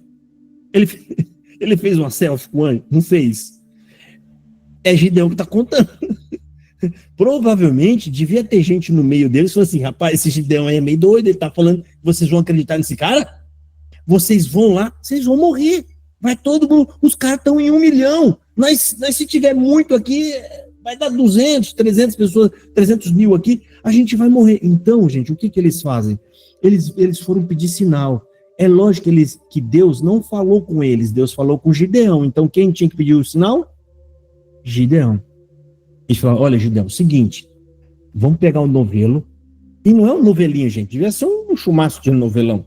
Colocaram lá no meio e falaram, é o seguinte, Gideão, pede um sinal para Deus aí, tá? Se tudo tiver seco e o orvalho e o novelo estiver molhado, mas que saia muita água, a gente vai entender que foi Deus. Aí eles chegam no outro dia, o que eles fazem? Pegam o novelão e enchem um copo. Aí Gideão fala, vamos agora? Gideão, tá certo que encheu d'água aí, mas e que tal vai fazer o contrário, né? Vai saber se um gato passou aí, fez um xixi. Eu tô dando um exemplo aqui brincando, tá, gente? A gente não sabe o que aconteceu, vamos fazer o contrário, porque vai ficar mais difícil, né? Esse bicho fazer xixi em tudo, em todo o deserto. Então vamos fazer o contrário? Vamos fazer o contrário? É o seguinte, se o novelo tiver molhadinho, quer dizer, seco, e tudo tiver molhado, aí tá bom, então vamos. Aí ele fez e dito e feito. Dito e feito, ficou sequinho, toda a terra molhada, e lá eles foram, tá? E aí vai chegar a segunda parte, né? Que aí o povo criou confiança. Mas aí já tem muito povo, que é o que a gente vai ver agora mais para frente. Aí já é Deus para não querer dividir sua glória, porque o povo está confiante até demais, muito confiante. Eu falei, paz, vamos falar que foi eles e não foi, sou eu, né? E aí é onde a gente vai entrar aqui, tá? Então vamos para o capítulo 7. Alguma pergunta? Alguém? Então vamos lá, vamos transmitir aqui. É verdade, Madalena. Aí todo mundo ficou eles ficaram muito confiantes, né? Eles viram, gente, eles acordaram de manhã, porque isso não foi uma conversa só de Gideão sozinho. É um grupo dos homens mais velhos, os pais, os pais de cada casa. Eles se ajuntaram provavelmente dentro da tenda dele para discutir. E aí pediram sinal. E no outro dia estava lá o sinal, né? Estava lá o sinal. Obviamente que devia ter gente em volta daquele novelo para proteger, né? Porque é o sinal que eles estão pedindo. Só que chegou um momento que eles falaram. O povo começou. Aqui não fala, mas eles devem ter gritado de muita alegria, de brado. Deus está conosco, Deus está com Gideão, nós vamos ganhar. Ou seja, Deus voltou a aparecer para nós, Deus nos perdoou. Aí eles devem ter chorado, eles devem ter feito sacrifícios, tá? Porque isso aqui leva dias, essas coisas. Alguns dias. Então eles devem ter feito sacrifício de muita alegria. Por quê? A gente não sabe quanto tempo que eles estavam sem receber um sinal de Deus. E esse sinal significava que a conversa que Gideão contou para nós era verdadeira. Então, além de ter um sinal, um anjo visitou Israel, no meio de Israel. O anjo do Senhor apareceu lá.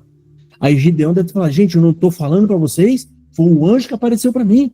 E eu vi sair fogo da pedra. Quem é que vê sair fogo de pedra? Ninguém vê. Ele bateu o cajado e o fogo saiu da pedra e consumiu tudo, até com caldo.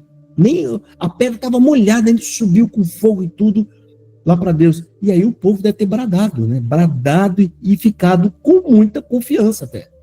Muita confiança. Deus está com a gente. Nós não vamos perder. Mas aí não era o plano de Deus, né? Que é o que a gente vai ver agora, tá? Então vamos para Juízes capítulo 7. Juízes capítulo 7.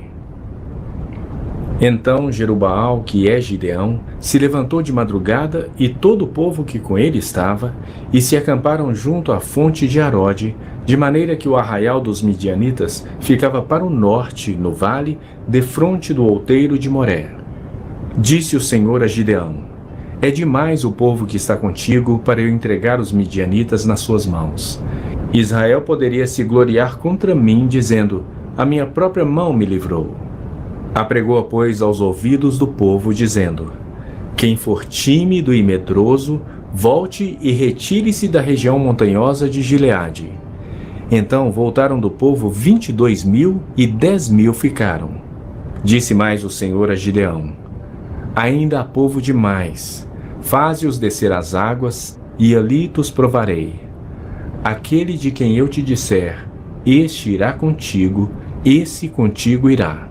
Porém, todo aquele de quem eu te disser, este não irá contigo, esse não irá. Fez Gideão descer os homens às águas. Então o Senhor lhe disse: todo que lamber a água com a língua, como faz o cão, esse porás à parte, como também a todo aquele que se abaixar de joelhos a beber. Foi o número dos que lamberam, levando a mão à boca, 300 homens. E todo o restante do povo se abaixou de joelhos a beber a água. Então disse o Senhor a Gideão: com estes 300 homens que lamberam a água, eu vos livrarei, e entregarei os midianitas nas tuas mãos. Pelo que a outra gente toda que se retire, cada um para o seu lugar. Tomou o povo provisões nas mãos e as trombetas. Gideão enviou todos os homens de Israel, cada um à sua tenda, porém os 300 homens reteve consigo. E estava o arraial dos midianitas abaixo dele, no vale. Sucedeu que, naquela mesma noite, o Senhor lhe disse: levanta-te e desce contra o arraial, porque o entreguei nas tuas mãos. Se ainda temes atacar, desce tu com teu moço pura ao arraial, e ouvirás o que dizem. Depois, fortalecidas as tuas mãos, descerás contra o arraial. Então desceu ele com seu moço pura até a vanguarda do arraial. Os midianitas, os amalequitas e todos os povos do Oriente cobriam o vale como gafanhotos em multidão, e eram seus camelos em multidão inumerável como a areia que é na praia do mar. Chegando, pois, Gideão, eis que certo homem estava contando um sonho ao seu companheiro e disse: tive um sonho. Eis que um pão de cevada rodava contra o arraial dos midianitas e deu de encontro à tenda do comandante, de maneira que esta caiu e se virou de cima para baixo e ficou assim estendida. Respondeu-lhe o companheiro e disse: não é isso outra coisa, senão a espada de Gideão, filho de Joás, homem israelita. Nas mãos dele entregou Deus os midianitas e todo este arraial. Tendo ouvido Gideão contar este sonho e o seu significado, adorou. E tornou ao arraial de Israel e disse: levantai-vos, porque o Senhor entregou o arraial dos midianitas nas vossas mãos. Então repartiu os 300 homens em 3 companhias e deu-lhes a cada um nas suas mãos trombetas e cântaros vazios com tochas neles. E disse-lhes: olhai para mim e fazei como eu fizer. Chegando eu às imediações do arraial, como fizer eu, assim fareis. Quando eu tocar a trombeta, e todos os que comigo estiverem, então vós também tocareis a vossa ao redor de todo o arraial e direis: pelo Senhor e por Gideão. Chegou, pois, Gideão e os 100 homens que com ele iam às imediações do arraial, ao princípio da vigília média, havendo-se pouco tempo antes trocado as guardas. E tocaram as trombetas e quebraram os cântaros que traziam nas mãos. Assim tocaram as 3 companhias as trombetas e despedaçaram os cântaros. E seguravam na mão esquerda as tochas e na mão direita as trombetas que tocavam. E exclamaram: espada pelo Senhor e por Gideão! E permaneceu cada um no seu lugar ao redor do arraial, que todo deitou a correr e a gritar e a fugir. Ao soar das 300 trombetas, o Senhor tornou a espada de um contra o outro, e isto em todo o arraial, que fugiu rumo de Zererá até Bet-Sita, até o limite de Abel-Meolá, acima de Tabate. Então os homens de Israel, de Naftali, de Azer e de todo o Manassés, foram convocados e perseguiram os midianitas. Gideão enviou mensageiros a todas as montanhas de Efraim, dizendo: descei de encontro aos midianitas e impedires a passagem pelas águas do Jordão até Betbara. Convocados, pois, todos os homens de Efraim, cortaram-lhes a passagem pelo Jordão até Betbara. E prenderam a 2 príncipes dos midianitas, Oreb e Zeebe. Mataram Oreb na penha de Oreb, e Zeebe mataram no lagar de Zeebe. Perseguiram os midianitas e trouxeram as cabeças de Oreb e de Zeebe a Gideão, da além do Jordão.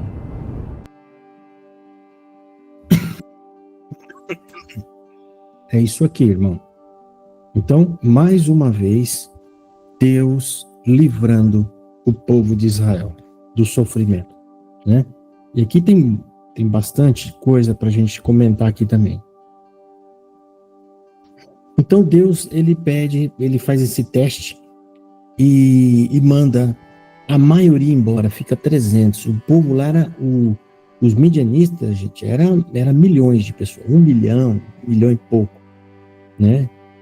Mas o povo que estava com Gideão não era tudo aquilo, mas também era bastante. Eu acho que era em torno de, não sei se era de 300 mil, era bastante gente. Eu não sei se era tudo isso, mas eles estavam muito confiantes. E o que Deus não gosta, gente, e isso a gente tem que trazer de ensino para nós hoje, que isso aqui fala, inclusive, sobre a salvação por obra. Ninguém pode dizer que fez alguma coisa para ser salvo. Deus não divide sua glória. A sua glória, o que é? Foi Ele que fez? Foi. Então é dele a glória. Ele só quer aquilo que é justo. É dele. Então, disse o Senhor a Gideão, versículo 2, gente.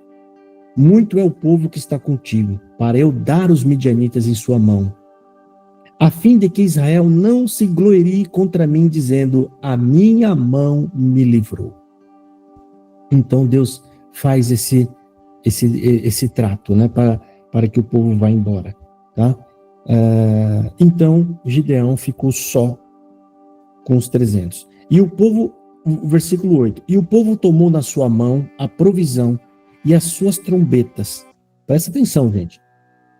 Ficou pouquinha gente e nem foi orientado a levar espada. Aqui não está falando se eles estavam levando. Provavelmente eles estavam com a espada ali, mas o que era para eles levar era trombeta e um cântaro que eles iam usar com fogo. É um cântaro vazio, que é ter uma tocha de fogo, né? Provavelmente eles iam estar numa mão o cântaro, com a tocha, e com outra mão a buzina. Ou seja, gente, eles não iam nem poder ficar com a espada na mão. Olha só, Deus pede para eles estar com o cântaro e com a outra mão a buzina. Então, eles não poderiam nem estar... Além de ser pouquinha gente, Deus não permitiu que eles estivessem com espada na mão. A não ser que eles tivessem 3 mãos, né? E o povo tomou a sua mão, a provisão e as suas trombetas, e enviou a todos os outros homens de Israel, cada um a sua tenda. Porém, os 300 homens reteve, e estava o arraial dos medianitas embaixo, no vale. Então eles deviam estar numa parte mais alta, e lá embaixo, aquela multidão de medianitas.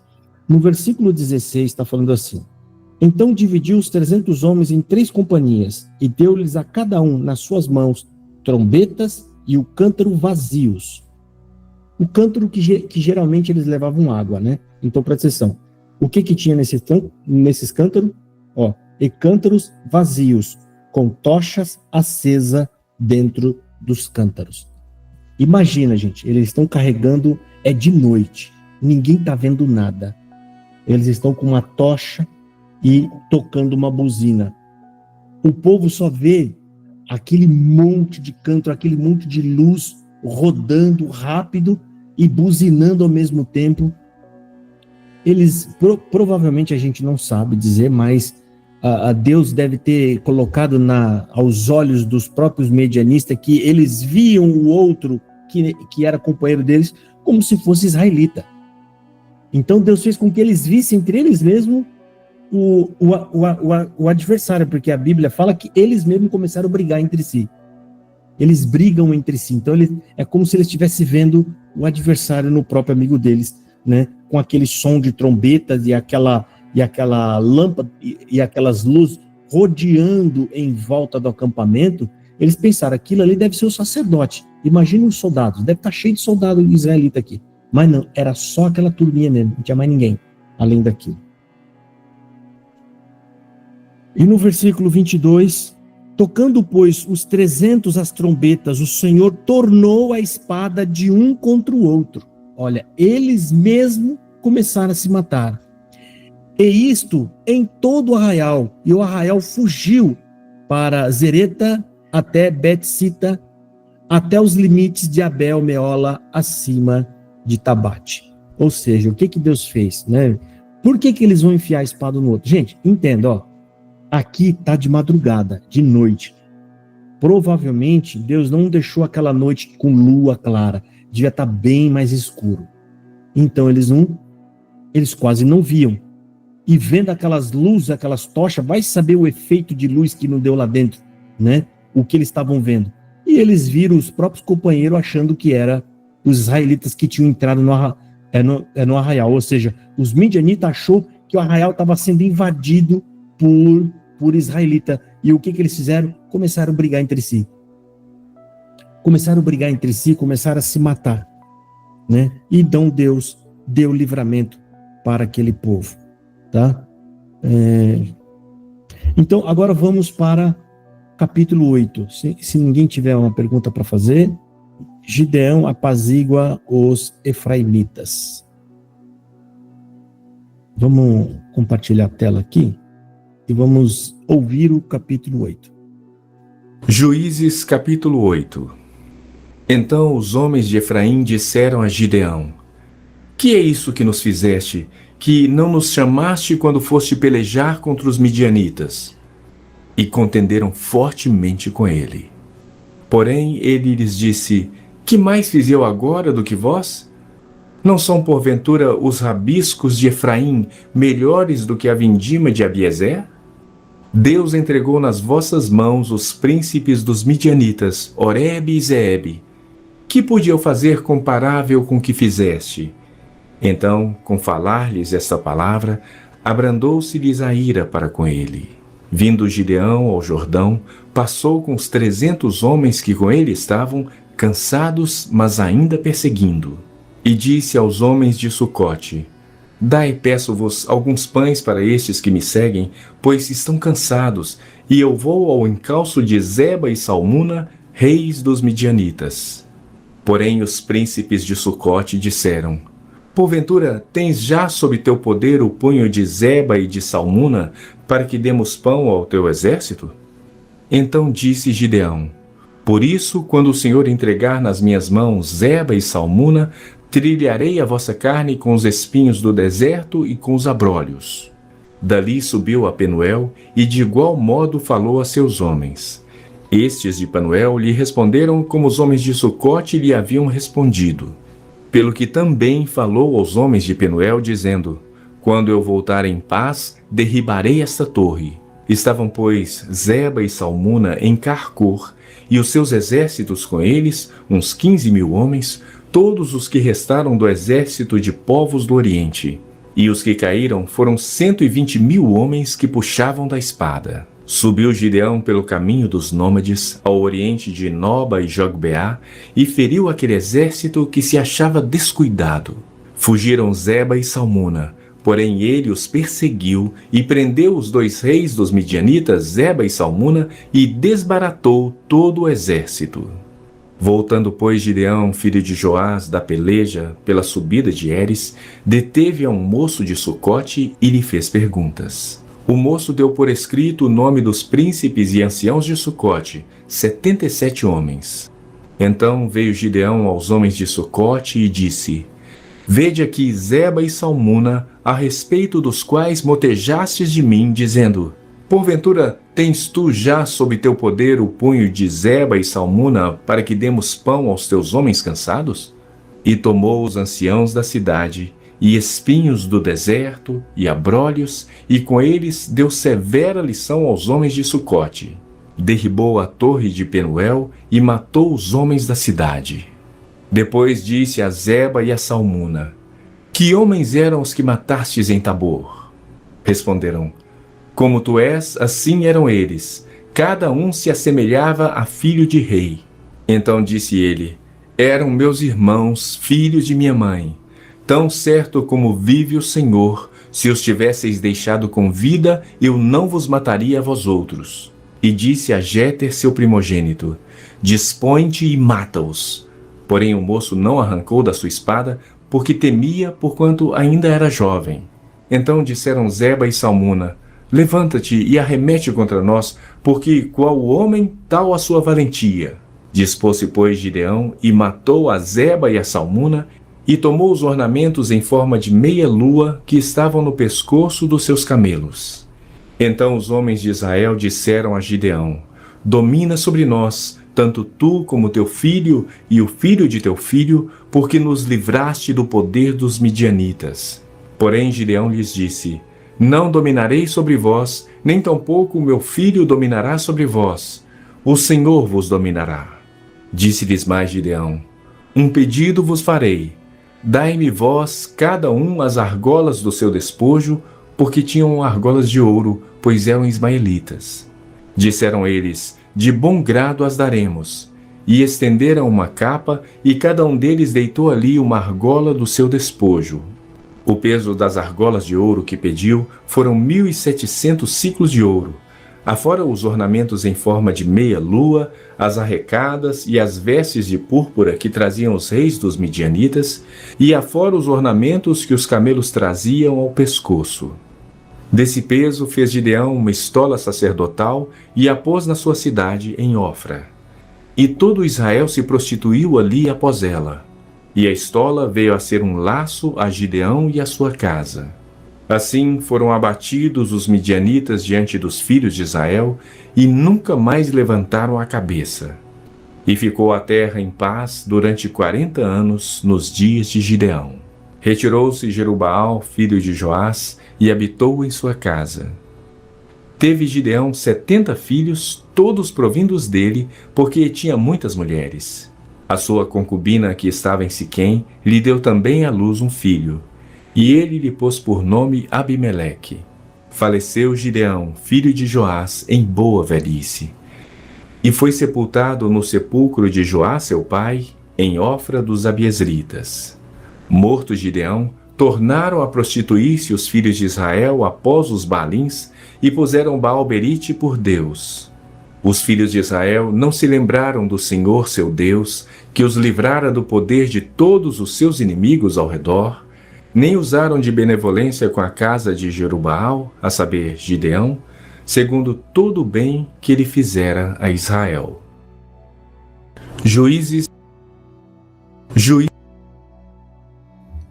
Irmãos, aqui então está contando que a história aqui desse capítulo está contando que eles estavam passando por duas terras onde tinha restos de midianitas e pediu comida, pão e água, né?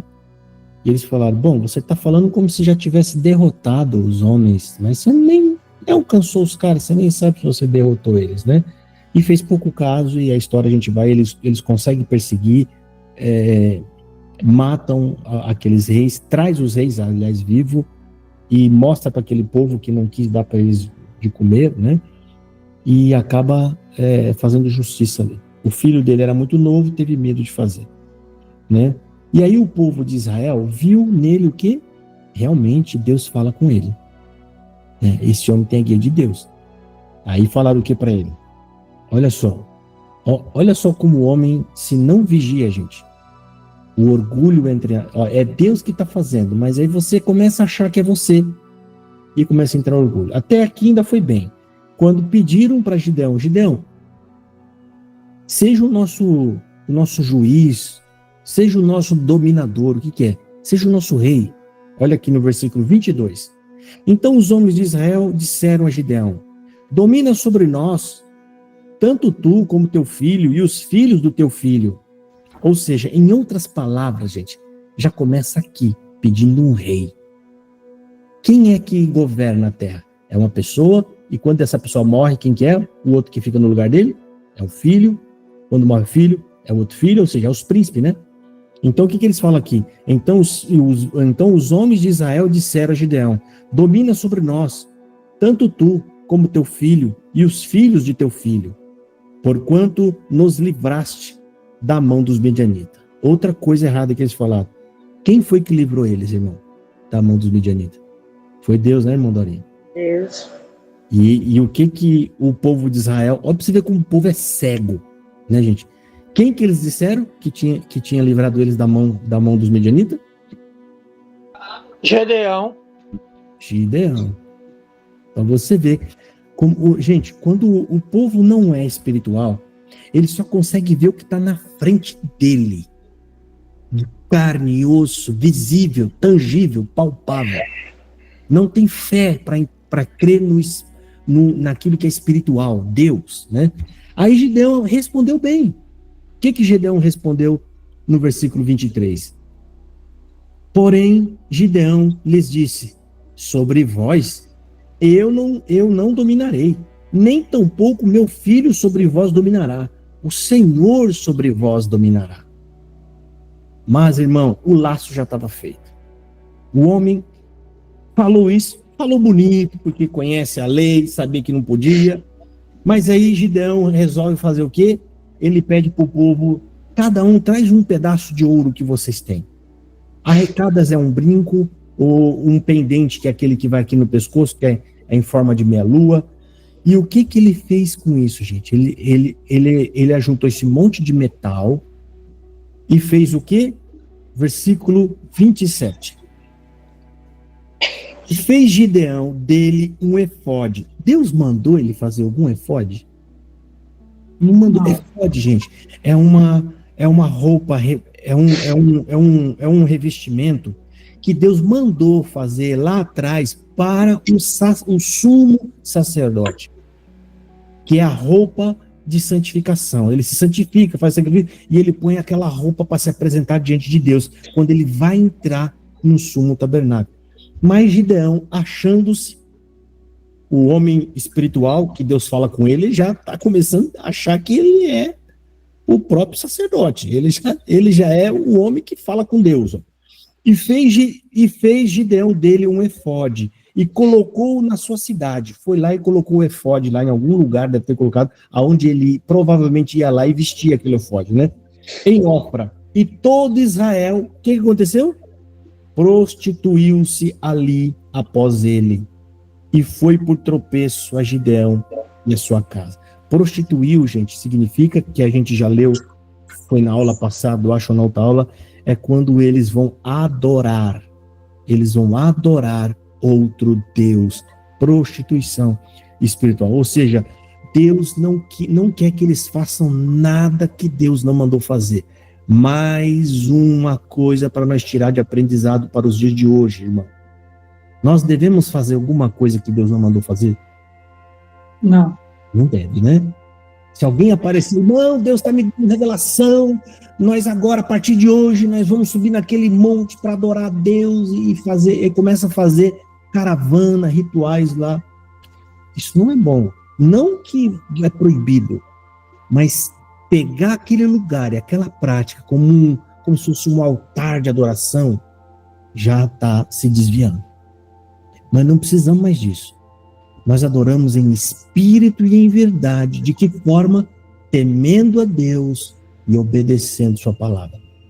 É tudo que Deus quer. Não é isso que Deus queria aqui, irmão, para esse povo a todo tempo, não era? Que temessem ele e obedecessem sua palavra? Gente, Deus é o mesmo até hoje. E então o que ele quer de nós? Que nós temamos e obedeçamos. Obedecer o quê? Aí a gente tem que ver o que ele pediu. Aonde a gente vai? Vai lá nos evangelhos. Jesus falou, aqueles que me amam e amam meu Pai, guardarão as minhas palavras. As palavras de Jesus? Não.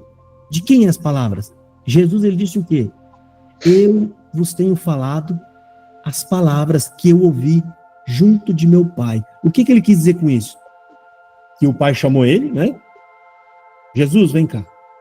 Vai lá, fala isso. Então, as palavras de Jesus são as palavras de Deus. Que a gente seja pacífico, manso, que pregue o evangelho, que a gente fique indignado com mentira, com enganação, com heresia, assim como ele também ficou. Quando nós ficamos indignados com coisa errada, significa que você está indignado contra o diabo. Porque as coisas erradas, gente, são um ataque à santidade de Deus. É um ataque. Então, quando você fica indignado, é porque você está entrando na frente e você está combatendo os falsos ensinos. Então, amor pelas pessoas, amor e compaixão pelo pecador e indignação pelas obras do diabo. O que é? Mentira, engodo, enganação, heresia. É o diabo quem incute isso nas pessoas para que elas propaguem. Deixa eu ver o que mais. Então tá aqui, tá? Gideão fez o que era mal aos olhos do Senhor. E antes de acabar o capítulo, o que aconteceu? Versículo 30. Eu vou pedir para alguém de vocês ler. Fala, irmã. No último, não, a irmã vai falar no 31, depois é do 35, né? Porque aí eles começaram a errar de novo, né? Depois de tudo isso. Exatamente.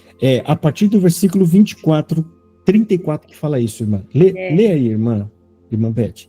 E assim os filhos de Israel não se lembrarão do Senhor, seu Deus, que os livrou da mão de todos os seus inimigos ao redor.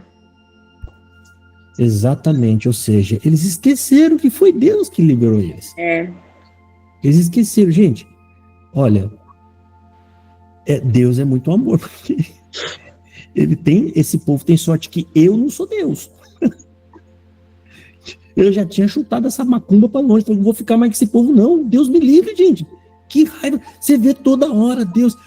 Tenta imaginar a angústia e a tristeza de Deus. Fala, esse povo não me admite, eles não aceitam que eu seja o seu Deus. E até hoje, né, irmão? Até hoje assim continua. Exatamente, irmã. Esse povo falando que Deus não mandou falar. Ah, Deus manda te dizer, Deus não mandou. Quando você está fazendo, você não tem temor de Deus, você está fazendo... É que hoje, gente, a idolatria é de outro modo.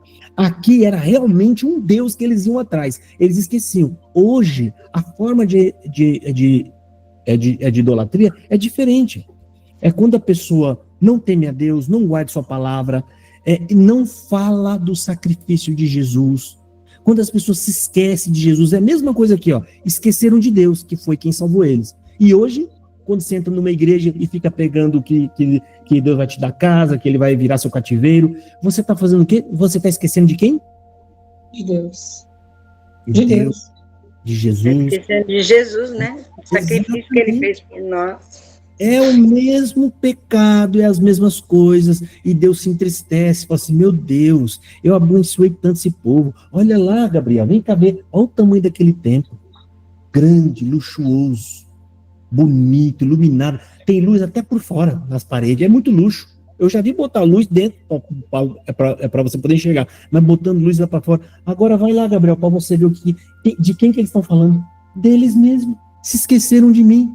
Não falam do meu filho, não fala de quanto ele os amou. Tá falando lá agora, lá, ó, que eu não mandei falar nada disso, que eu vou dar casa, que eu vou virar cativeiro, que eu vou dar benção.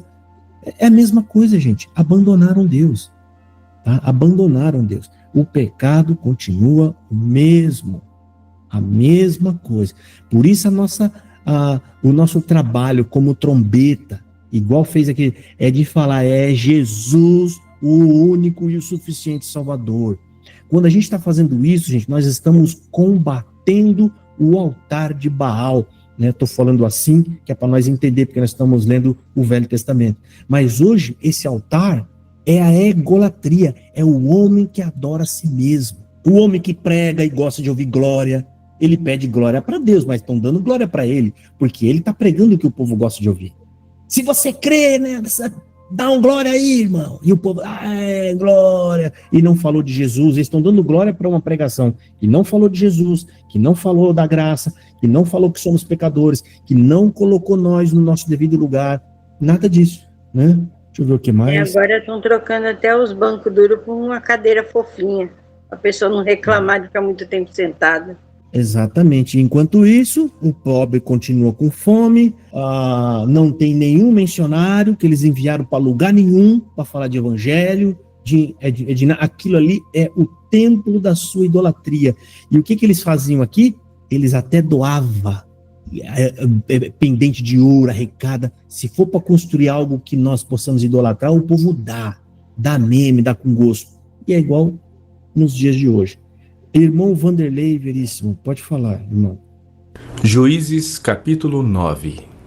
Abimeleque, filho de Jerubaal, foi-se a Siquém, aos irmãos de sua mãe, e falou-lhes e a toda a geração da casa do pai de sua mãe, dizendo: Falai, peço-vos, aos ouvidos de todos os cidadãos de Siquém, que vos parece melhor, que 70 homens, todos os filhos de Jerubaal, dominem sobre vós, ou que apenas um domine sobre vós? Lembrai-vos também de que sou osso vosso e carne vossa. Então os irmãos de sua mãe falaram a todos os cidadãos de Siquém todas aquelas palavras. E o coração deles se inclinou a seguir Abimeleque, porque disseram: é nosso irmão. E deram-lhe 70 peças de prata da casa de Baal-Berite, com as quais alugou Abimeleque uns homens levianos e atrevidos que o seguiram. Foi à casa de seu pai, a Ofra, e matou seus irmãos, os filhos de Jerubaal, 70 homens, sobre uma pedra. Porém Jotão, filho menor de Jerubaal, ficou, porque se escondera. Então se ajuntaram todos os cidadãos de Siquém e toda Bet-Milo. E foram e proclamaram Abimeleque rei junto ao carvalho memorial que está perto de Siquém. Avisado disto, Jotão foi e se pôs no cimo do monte de Gerizim e em alta voz clamou e disse-lhes: ouvi-me, cidadãos de Siquém, e Deus vos ouvirá a vós outros.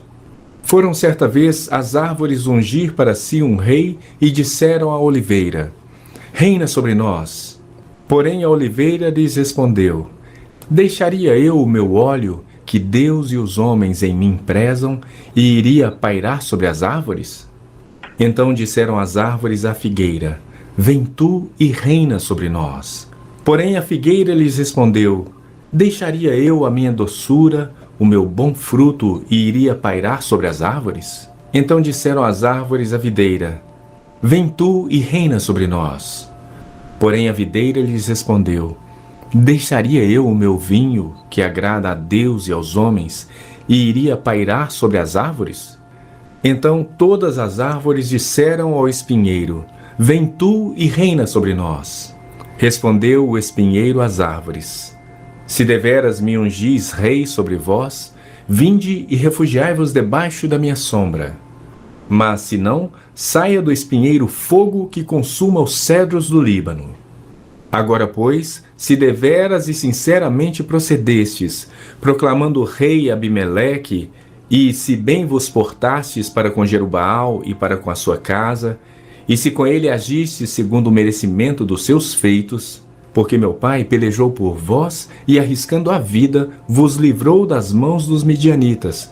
Porém vós hoje vos levantastes contra a casa de meu pai e mataste seus filhos, 70 homens, sobre uma pedra. E a Abimeleque, filho de sua serva, fizeste reinar sobre os cidadãos de Siquém, porque é vosso irmão. Se deveras e sinceramente procedestes hoje com Jerubaal e com a sua casa, alegrai-vos com Abimeleque, e também ele se alegre convosco.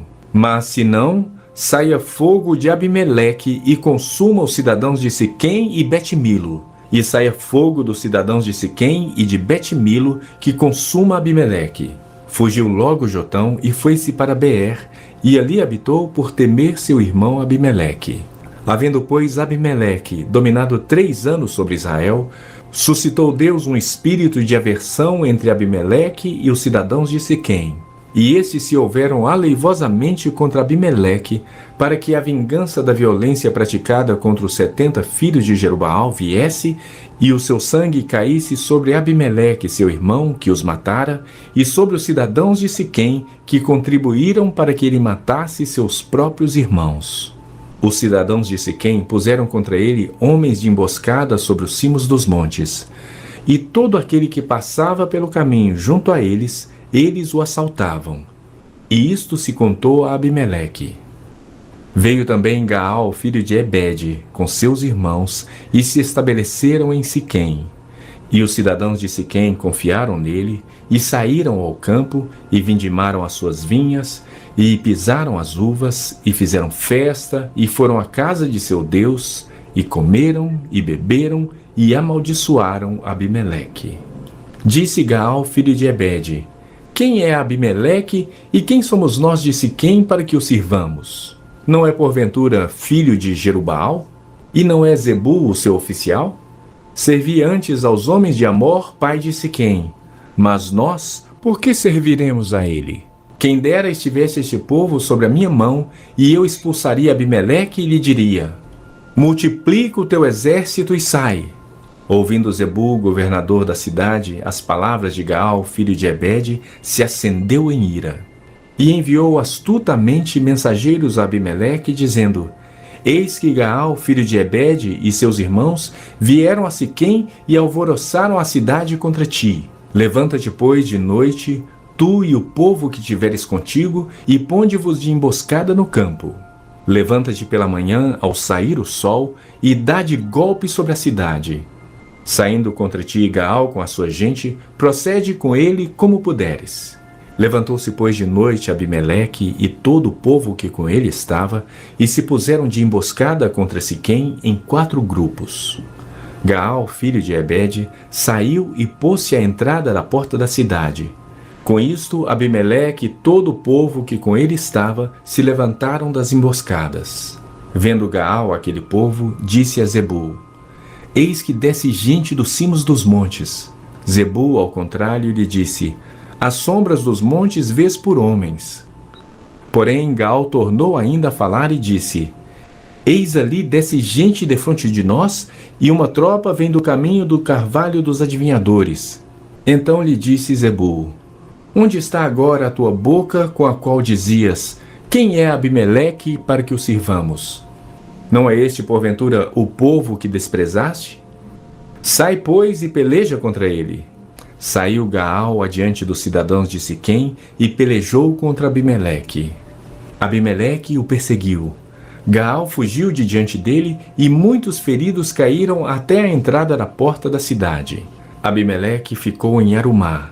E Zebul expulsou a Gaal e seus irmãos para que não habitassem em Siquém.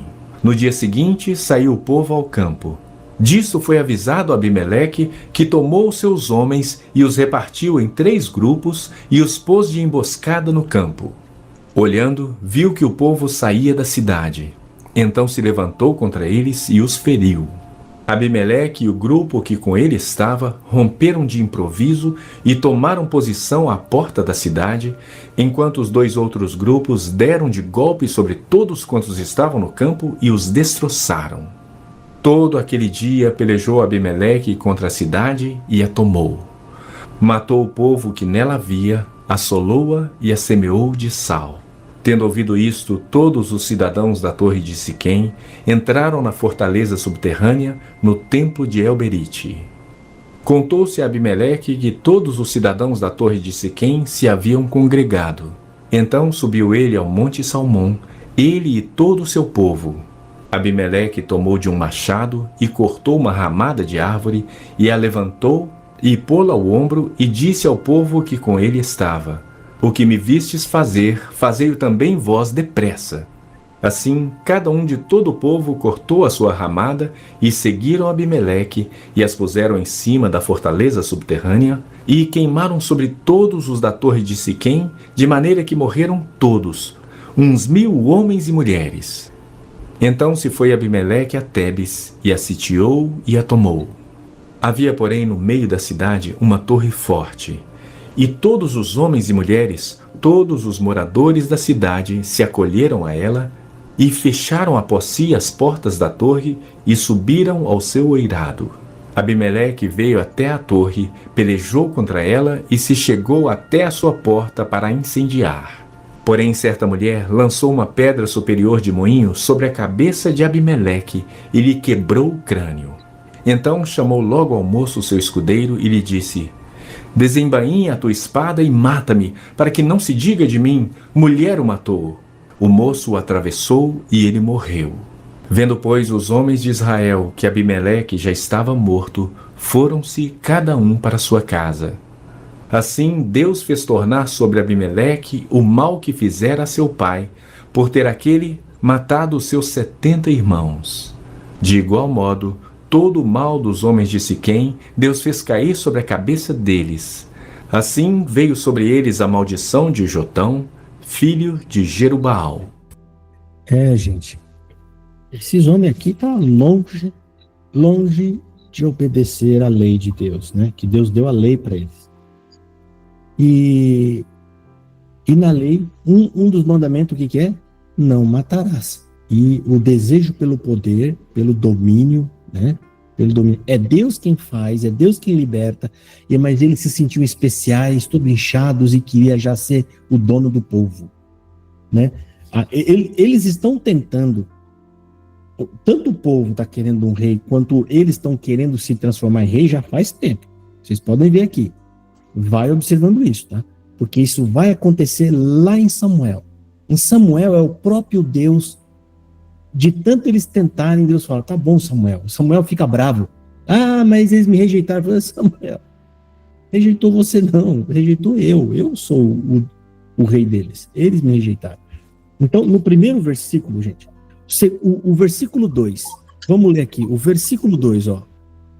Falai, peço-vos, aos ouvidos de todos os cidadãos de Siquém, qual é melhor para vós? Que 70 homens, todos os filhos de Jerubaal, dominem sobre vós? Ou que um homem sobre vós domine? Lembrai-vos também de que sou osso vosso e carne vossa. Então, ele já está falando em domínio. E aí, vocês vão querer ter 70 reis ou um só? Lembrem, sou irmão de vocês. Osso, carne, carne. Então, já estão aqui. E aí, o desejo pelo poder fez o quê, gente? O que foi narrado o tempo inteiro aqui? Pode abrir, Mambete, fala. Pode falar. Poder. Poder, e esse poder, o que aconteceu? O que narrou o texto todo? O que eles estavam fazendo aqui? Só matança. Exatamente, matança, gente. Matança, e você pode ter certeza que a lei de Deus aqui, eles já chutaram para longe. Chutaram para bem longe. Para bem longe, ou seja, temor a Deus mesmo, de verdade, já não tem mais. Eles vão lembrar de Deus só quando o quê? Quando acontece o quê? Quando estiver derrotados, que estiver lá embaixo, que estiverem sofrendo, humilhados, aí eles vão lembrar. Lembra-se, gente, a mesma coisa. Hoje, as pessoas não lembram de Deus. Quando soar a trombeta, que eles vê os anjos do céu, Jesus com a espada na mão, vindo para enfrentar os inimigos dele, que é aqueles que desprezaram ele, que fizeram chacota dele, zombaram do nome dele, aí eles vão falar, tem misericórdia, aí não tem mais, aí não tem mais tempo. Tá? É a mesma coisa aqui, o povo quando estava no sofrimento, ai Deus, lembra de nós, não foi tu que tirou nós lá do Egito, olha só, sempre a mesma conversinha, nós estávamos lá no Egito, aí Deus vai lá, tá bom, vou livrar vocês, aí manda um lá, ele pega um, não, Gideão, você está indo com muita gente, eu vou livrar você com 70, aí todo mundo vai lembrar que fui eu, não é isso que Deus está fazendo?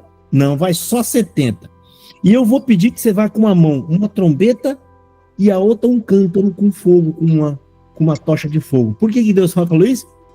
Nem os 70 eu quero que vocês levem a espada. Como é que você faz, gente? Você tá com as duas mãos ocupadas, entendeu? Mesmo assim, o que aconteceu depois? Não, foi Gideão que libertou nós. Gideão é valente, rapaz. Gideão, dos homens corajosos. Ele foi lá para enfrentar e começou a contar toda a coisa. E é sempre a mesma coisa, gente. Nós temos que entender quem governa tudo é o nosso Deus. E ele disse para nós que se nós crermos no Filho dele, nós estamos salvos. Ele não vai salvar, já estamos salvos. E nós não precisamos temer mais nada. Tá? Ainda que a pior coisa aconteça na nossa vida, que é a morte será derrotada na vitória. Tá? Que é para a gente não ter medo disso. Irmão Vanderlei quer falar, irmão? Se quiser, pode falar, tá? Se tiver... Bom, irmãos, é isso. Alguém tem mais algum comentário? A gente vai fazer a leitura do versículo, capítulo 10. Segunda-feira que vem, tá? Vou arriscar aqui, ó. 10, segunda-feira que vem. Hoje nós lemos 4, 5, 6, 7, 8, 9. Foi isso? 9. 6 capítulos nós lemos hoje. Então, vocês lembram que eu falei lá atrás no começo, quando entrar em juízo é que nós vamos ver agora se o povo vai seguir tudo que Deus falou, lembra? Deus está falando, Deus está redizendo, Moisés está falando, né? Moisés estava vivo e aí eles ainda assim já estavam querendo abandonar, já deu para dar uma... A gente já vislumbrar que se Moisés ali na frente deles e até Josué, eles já estavam desviando, imagina quando esses homens foram embora. Então, o que está acontecendo agora aqui? Agora é que nós estamos vendo se eles vão colocar em prática tudo que Deus mandou eles. Tudo que Deus orientou. E Deus só falou Ele só prometeu bênçãos se eles guardassem tudo que ele pediu. Olha, gente, se vocês temerem meu nome, não adorar nenhum outro Deus, vocês adorarem só a mim, se vocês crerem que eu sou o vosso Deus, o vosso rei, eu não vou deixar ninguém maltratar vocês, eu não vou deixar ninguém fazer vocês de escravo. Ao contrário, a terra que vocês estão vai produzir muito, eu vou abençoar. Ele fala abençoar a terra, gente, ele está falando abençoar a terra mesmo. Tudo que plantar vai ser fruto bom. Sabe o que você planta e praticamente colhe tudo que plantou, não perde nada. Fruto grande, fruto bonito. Quando você pega a manga tem doce, tem gosto, tem sabor. É o que Deus estava prometendo para eles. Mas dá para entender, gente, eles se desviam para um Deus que eles mesmos fabricam com a própria mão. Não dá para... É o diabo mesmo, não tem outra... É um homem mau. O Deus que fala com ele, que ele viu o fogo descer do céu, eles viram obra maravilhosa e eles ficavam desconfiados desse Deus o tempo todo. Mas aí eles pegam metal, que é ouro, prata, faz um ídolo, começa a adorar aquilo lá e abandona Deus. Sabe? Não tem explicação, né? Isso é coisa de Deus mesmo. E hoje, gente, entenda, ó, passou o tempo, passou os anos, mas o homem e Deus é os mesmos. Deus continua fiel, continua Deus. Os homens continuam maus, corruptos e longe de Deus. E nós também, irmãos. Eu convido vocês, a hora que vocês saírem daqui, dessa aula, vocês curvarem-se de joelhos depois na sua oração e falar: Senhor, primeiro, eu agradeço porque tu abriu os meus olhos e me colocou o seu temor no meu coração, para que eu te tema.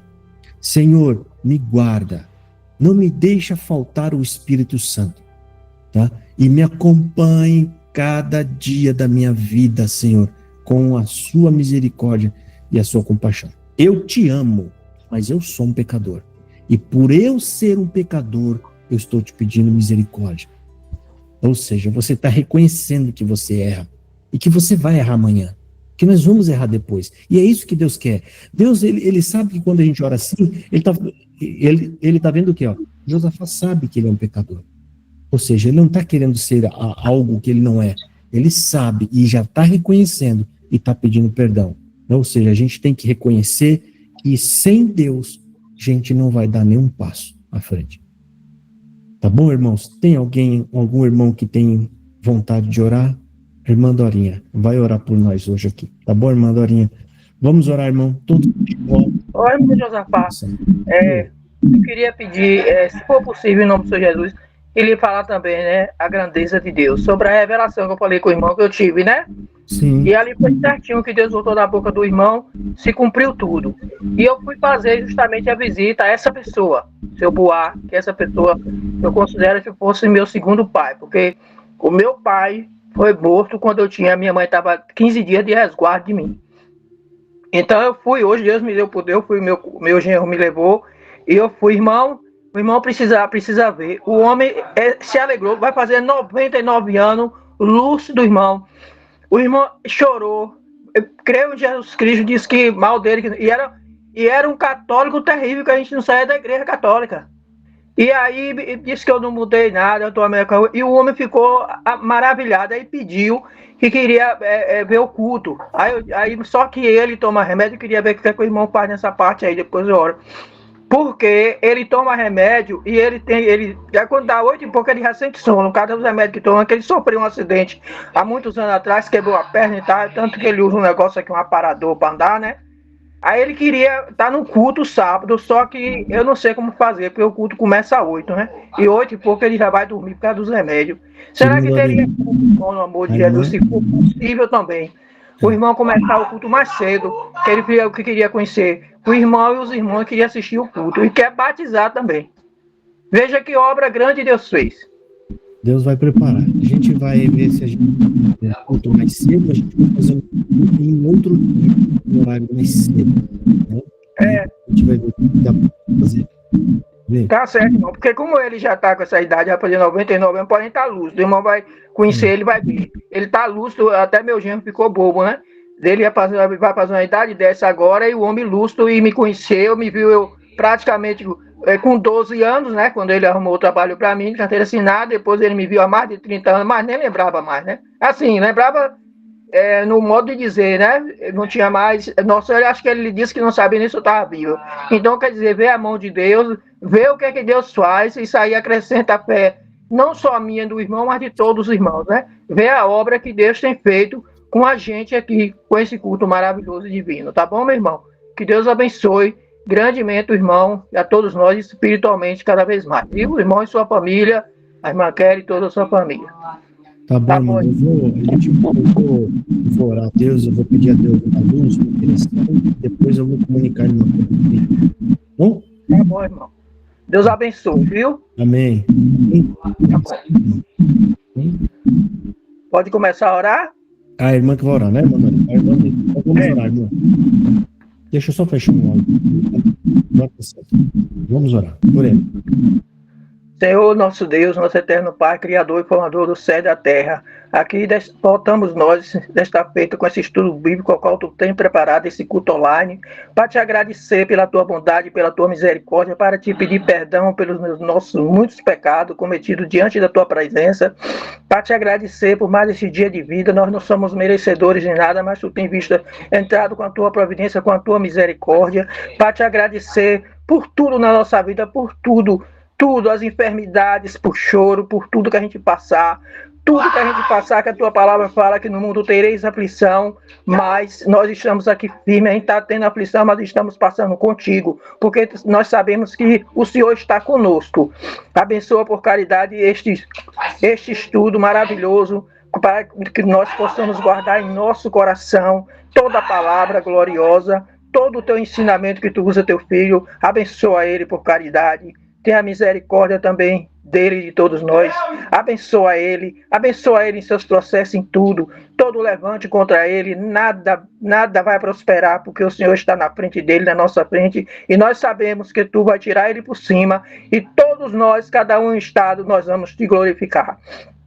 Abençoa sua esposa, seus filhos e toda a sua família. Abençoa também todos os irmãos que estão aqui presentes, irmão também Josué, nosso diácono também, querido também por todos nós. Abençoa ele, a sua esposa, seus filhos. Abençoa o irmão Roberto também, muito querido. Abençoa ele também, abençoa sua esposa, seus filhos. Abençoa a irmã Betinha, também maravilhosa. Abençoa seu esposo, também seus filhos. Abençoa também toda a sua família. Abençoa a irmã Marli Barroso. Abençoa também todos os irmãos que estão aqui presentes, um por um. Abençoa o Cristiano. Abençoa por caridade todos aqueles que estão aqui presentes, que vou apresentar todos aqui, vai levar muito tempo, mas o Senhor sabe toda a nossa necessidade, para que nós ajude, para que nós podemos guardar esse ensinamento maravilhoso, esse estudo maravilhoso, ao qual Tu tem preparado para nós, com esse grande pastor, irmão Josafá Agra. Dele ele não tem nada, mas o Senhor tem tudo e tem dado a ele, e nós temos visto, contemplado tudo. Para Te agradecer pela Tua bondade, para Te agradecer também por tudo que Tu tem feito na nossa vida, no dia a dia, nos perdoando, nos ajudando e nos dando prosperidade segundo a Tua vontade. Para Te agradecer também por mais esse feito, ao qual Tu preparou, Senhor. Tu ali mostrou, Tu usou a boca do Teu Filho sábado e tudo foi realizado. Do jeito que Tu falou, tudo aconteceu do jeito que Tu mostrou. Mostra mais uma vez que Tu sempre esteve na nossa vida, sempre estará até o fim do nosso peregrinar na face desta terra. Abençoa a irmã também Esther, abençoa ela e sua família, abençoa a irmã Adriana também, abençoa a irmã Maria Madalena, que não se encontra, irmã Kiko também, que a gente sente muita saudade, todos eles. Abençoa, enfim, todos eles, aqueles que não puderam estar aqui hoje, mas estão sabendo, vão pegar o nosso estudo, e nós só temos que Te agradecer, sempre Te agradecer, nunca blasfemar e nunca se arrepender, mas sempre Te agradecer. Todas essas bênçãos, abençoa minha família, guarda de todo mal e toda a família de todos que estão aqui presentes. Todas essas bênçãos nós Te pedimos, e nos dá uma noite de paz e nos ajuda cada vez mais. Abençoa também essa alma, ao qual Tu preparou, que me fez ir lá, e ali com muita alegria, muito luxo, disse que creu em Jesus Cristo, ficou ali maravilhado, sorrindo. Tá meu genro aqui que viu, meu genro ficou impressionado de ver, era um homem católico que só acreditava em Maria, mas é o poder de Deus. Aí é para vocês verem o poder de Deus, o que Deus faz. E Deus vai dar de vocês conhecer Ele e ver Ele verdadeiramente. Todas essas bênçãos nós te pedimos e esperamos de te receber, não é em nosso nome, porque nada somos, mas é em nome e glória do teu Filho amado, nosso Senhor e Salvador Jesus Cristo, ao qual vive e reina, não só por hoje, mas por toda a eternidade. Deus abençoe a todos. Amém. Amém. Amém. Amém. Amém. Glória a Deus. Bom, gente, Glória a vamos Deus. encerrar aqui. Eu vou encerrar aqui o nosso estudo, tá? Deus abençoe a todos. Deixa eu encerrar a gravação.